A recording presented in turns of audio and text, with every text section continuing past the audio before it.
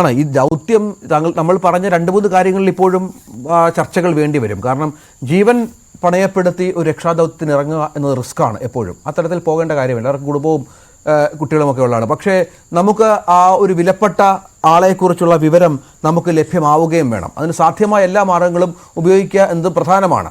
അത് നമ്മുടെ മനുഷ്യസാധ്യമായ എല്ലാ കാര്യങ്ങളും ചെയ്യണം. മനസാക്ഷിയുള്ളവർ ഉണർന്ന് പ്രവർത്തിക്കണം. അതാണ് അവിടെ സംഭവിച്ചത് നിങ്ങളുടെ ഭാഗത്ത് നിന്ന്. അതിനപ്പുറത്ത് എന്തൊക്കെ കാര്യങ്ങൾ കരുതണം എന്നുമുണ്ടല്ലോ.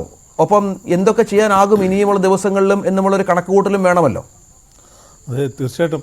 ഇത് ഇപ്പോഴും ഇന്നത്തെ തിരച്ചിൽ കഴിഞ്ഞപ്പോഴത്തേക്ക് നമുക്കറിയാൻ സാധിച്ചത് ഈ മുങ്ങൽ വിദഗ്ധർ അവിടെ കണ്ടെത്തിയത് അവർക്ക് ആ പാറയുടെയും ആ ചെളിയുടെ അടുത്ത് മാത്രമേ പോയി എത്താൻ സാധിക്കുന്നുള്ളൂ.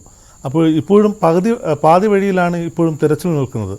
തീർച്ചയായിട്ടും നമ്മൾ എന്താണോ ഉദ്ദേശിക്കുന്നത് അതിലേക്ക് നമുക്കിപ്പോഴും എത്തിപ്പെടാൻ സാധിക്കാത്ത ഒരു സ്ഥിതിവിശേഷത്തിലാണ് ഇപ്പോൾ നമ്മൾ കടന്നു പോകുന്നത്. അപ്പോൾ അതുകൊണ്ട് തന്നെ സാങ്കേതിക വിദ്യകളുടെ സഹായത്തോട് മാത്രമേ നമുക്കിനി മുന്നോട്ട് പോകാൻ സാധിക്കുകയുള്ളൂ. ഇത് ജീവൻ പണയം വെച്ച് മത്സ്യത്തൊഴിലാളികളുടെ ഒരു പ്രാഥമികമായ സ്വഭാവമാണ് മറ്റുള്ളവരുടെ ജീവൻ അത് സുരക്ഷിതമാക്കുക, രക്ഷിക്കുക എന്നുള്ളത്. അത് മനുഷ്യ സഹജമായ സ്നേഹത്തിൻ്റെ ഒരു വിഷയമാണ്.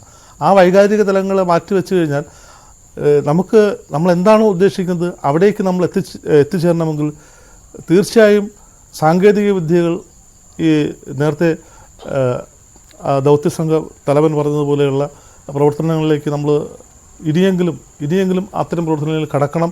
അതല്ലെങ്കിൽ വീണ്ടും നമ്മൾ ഇരുട്ടിൽ തപ്പുന്ന ആ സ്ഥിതിയിലേക്ക് തന്നെ നമ്മൾ നിൽക്കും എന്ന് മാത്രമേ ഈ കാര്യത്തിൽ പറയാനുള്ളൂ. അതാണ്, അത്തരത്തിലുള്ള സാങ്കേതികത്തിൽ ഉപയോഗിക്കണമെന്ന കാര്യത്തിൽ യാതൊരു സംശയമില്ല. പക്ഷേ ഈ പരിമിതികളും ഒരുപാട് പറയുന്നുണ്ട്. ശ്രീ കൃഷ്ണദാസ്, ഈ ഉപയോഗപ്പെടുത്തുന്ന സാധനങ്ങളിൽ നമ്മുടെ മന്ത്രിമാർ തന്നെ ഒരു പരാതി രാവിലെ പറഞ്ഞിരുന്നു. അത് നമ്മുടെ നാട് പോലെയല്ല കർണാടക. അവിടെ അത്ര കാര്യക്ഷമമായ കാര്യങ്ങൾ അവിടുത്തെ 2 ജീവനുകൾ കൂടി ഉണ്ട് എന്നുകൂടി ഓർക്കണം. എന്നിട്ട് പോലും അവിടുത്തെ കാര്യക്ഷമതയെക്കുറിച്ചുള്ള സംശയങ്ങൾ ഉയർന്നിരുന്നു പല ഘട്ടങ്ങളിലും.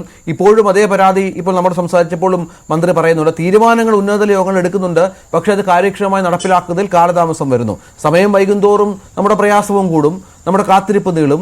അതൊക്കെ ഒഴിവാക്കാനായി ഈ 2 മന്ത്രിമാർ അവിടെ ക്യാമ്പ് ചെയ്യുന്നുണ്ട് എന്നാണ് മനസ്സിലാകുന്നത്. പക്ഷേ അവർക്ക് പറ്റാത്ത ചില കാര്യങ്ങളും ഉണ്ടല്ലോ. അവിടെയാണ് ഈ മൊത്തത്തിലുള്ള കാര്യങ്ങളും ഒന്ന് പരിഗണനയിലാവുന്നത്.